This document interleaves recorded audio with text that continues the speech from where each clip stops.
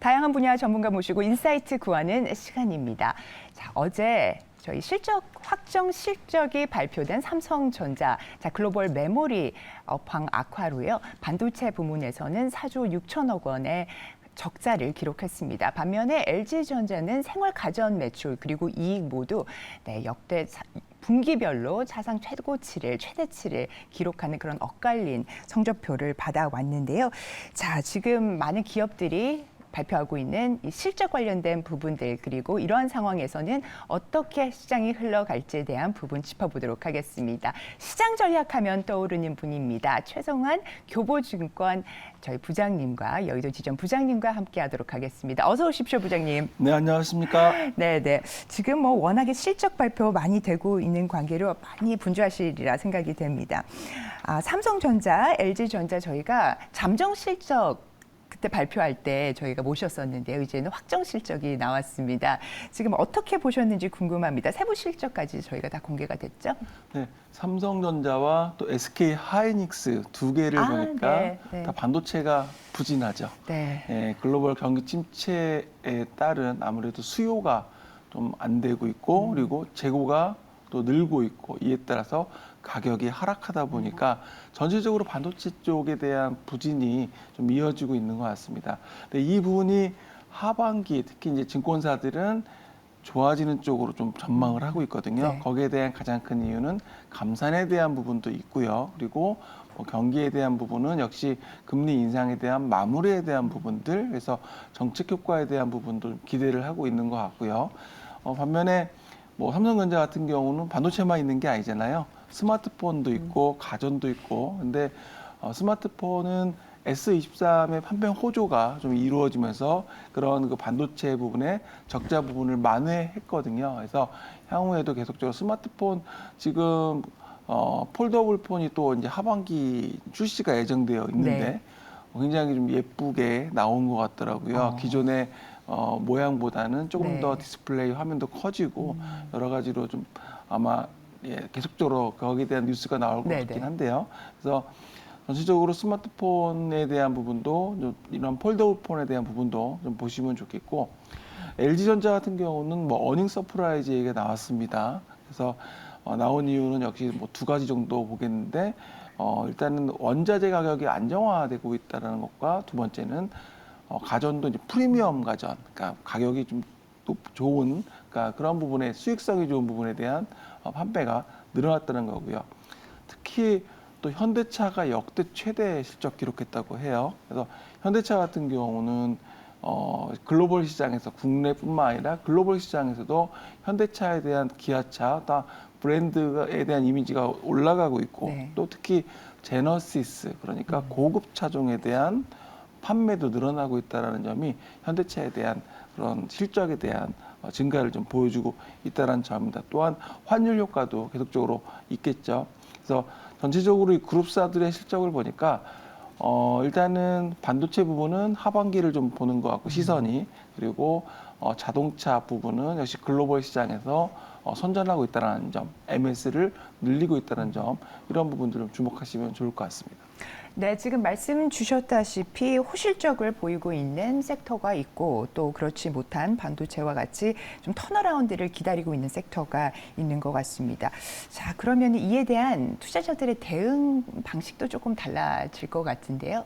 전략 부분을 좀 말씀 주시면 좋을 것 같습니다. 일단은 지금 2차 전지가 올해 1분기에 가장 핫했습니다. 그래서 아마 지금 매일경제 시청자분들뿐만 아니라 주식시장에 참여하고 있는 저 포함해서 모든 사람들이 2차 전지에 대한 그런 퍼포먼스 300%, 400% 세 달 만에 이렇게 올라가는 모습을 한번 보았기 때문에 지금 현재 입장에서는 지금 이제 주춤 좀 쉬고 있거든요. 그래서 그 다음 넥스트에 대한 어떤 게 있느냐에 대한 관심이 높을 수밖에 없거든요. 그래서 시장에서 지금 보는 건 반도체도 있고요.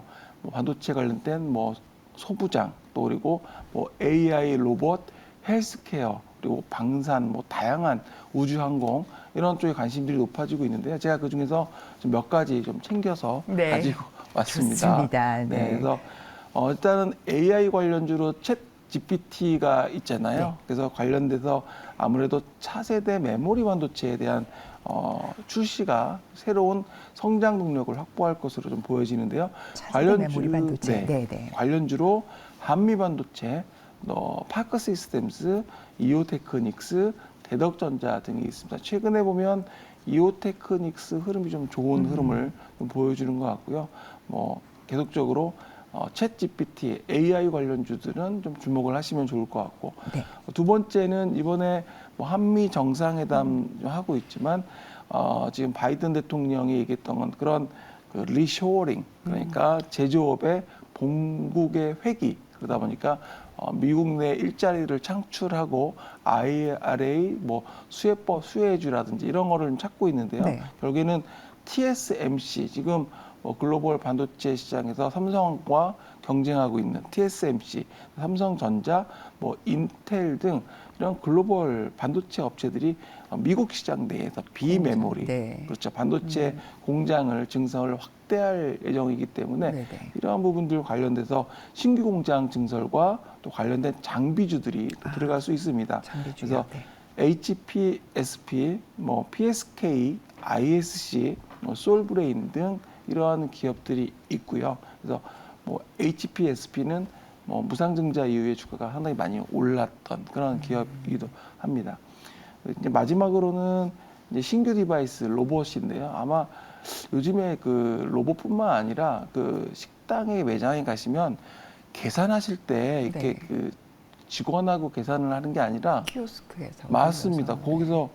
거기서 키오스크에서 내가 지금 보시는 터치하면서 주문을 하거든요. 그게 조금 더 늘어나는 게 이제 테이블에도 각자 또 있어요. 네. 테이블마다 그래서 태블릿에. 네. 테이블로 거기서 주문도 하고 계산까지 다 하기 때문에 점점 그런 그 로봇이라든지 이런 편의성이 계속적으로 물론 이제 일자리에 대한 부분도 또 고민을 해야 되겠지만 이런 그 로봇이나 AI 관련돼서 계속적으로 늘어나는 부분들은 좀 시장에서 우리가 느끼고 있다는 거고요.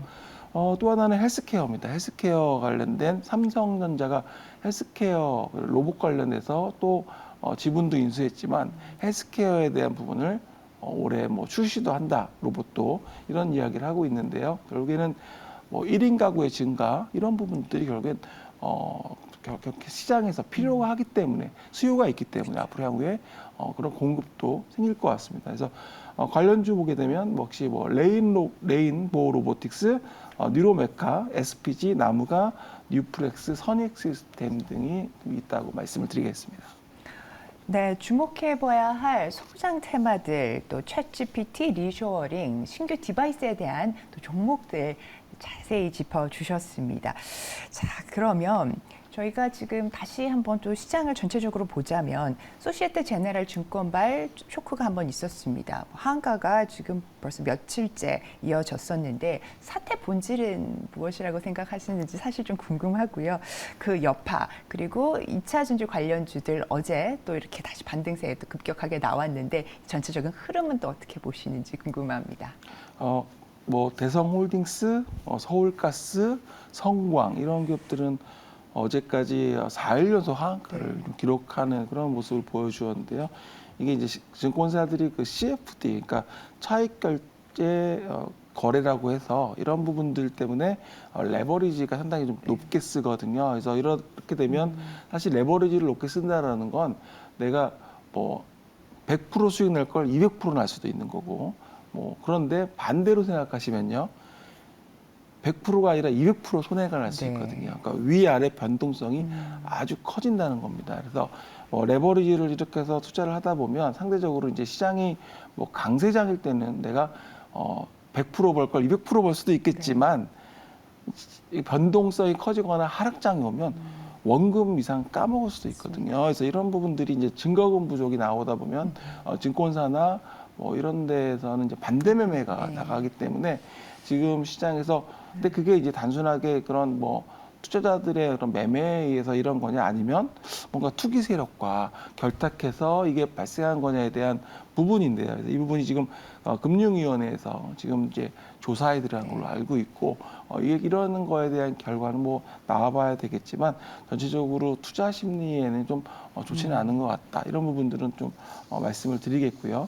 그리고 2차 전지 관련해서는 어제 코스피가 2%, 코스닥이 2% 정도 어제 상승했던 것 같은데 지금 시가총액 상위 1, 2위가 에코프로 그룹주예요. 네. 시총 상위 1, 2위가. 그러니까 여기서 13%, 18% 상승하다 보니까 네. 지수가 올라가는 거죠. 그러니까 예를 들면 삼성전자라든지 코스피에서는 시가총액 상위 종목들이 올라갈 때 지수는 올라가는데 내 종목은 안 올라가는 그런 걸 좀 네. 느끼시죠. 그래서 네.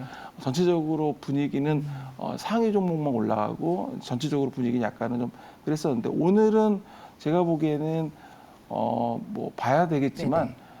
전체적으로 글로벌 시장에서 좀 미국 증시가 오늘 좀 강세를 좀 보였기 때문에 네. 뭐 약간의 그런 좀 훈훈한 이게 윗목에서 아랫목도 좀 따뜻해질지 좀 네. 봐야 될 것으로 보여집니다. 네, 네. 정말 큰 랠리가 나왔었는데요. 자, 한국장 오늘 좀 화이팅 저희 기대해 보겠습니다.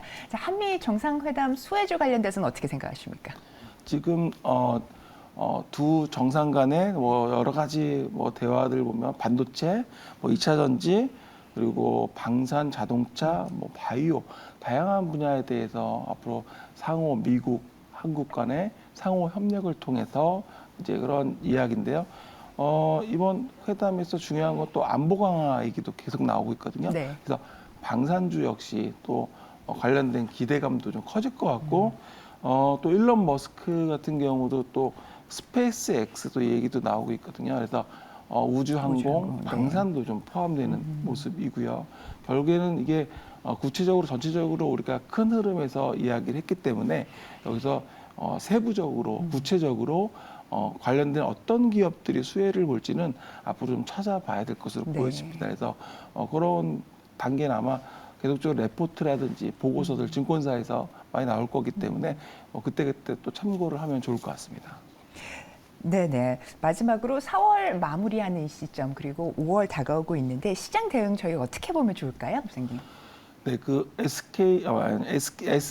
네네. SG증권발 그런 매도 그런 뭐 최근에 악화된 부분들 그리고 또 경기 침체에 대한 우려 이런 것들 그리고 5월에 FOMC에서 금리 인상에 대한 부분들 그래서 여러 가지 상단을 좀 제한하는 부분들이 좀 있습니다. 네. 지수의 상승을 하기 위한 제한 부분인데요.